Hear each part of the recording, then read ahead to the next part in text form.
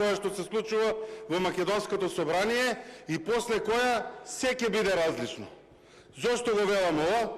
Затоа што на 2.7.2021 година владин представник за закониве рекол: апсолутно имаме право како влада да размислуваме на сите можни начини за изградба на патиштата. До тука е точно.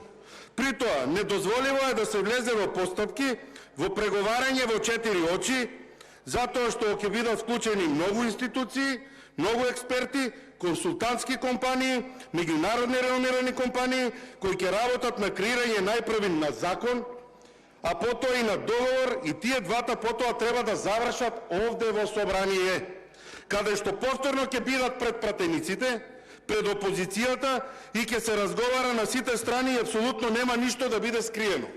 Затворен цитат. Заврши транспарентноста на оваа влада.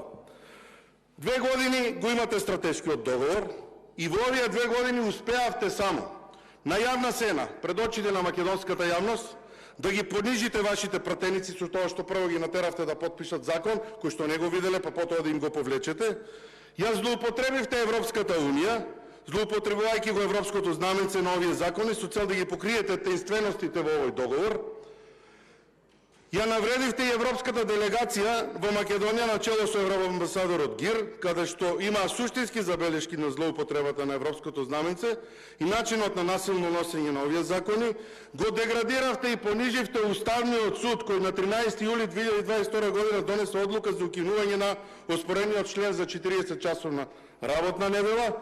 Тотално ги игнориравте и не ги послушавте синдикатите, работниците, невладините организации и сите оние кои што работат во областта на работничките права, и ги злоупотребивте и основните човекови права, и покрај тоа што упорно инсистиравте дека сте најтранспарентна влада, го сокривте договорот, го криете и од ДКСК.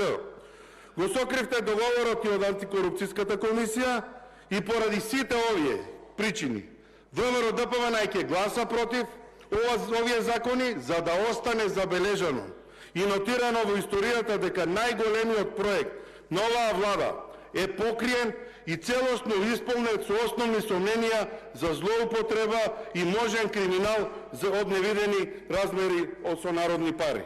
И дека сите овие постапки и процедури за носење на овие закони и договори ќе бидат внимателно анализирани, ревидирани и процесуирани до адекватните институции по промената на власта во Македонија.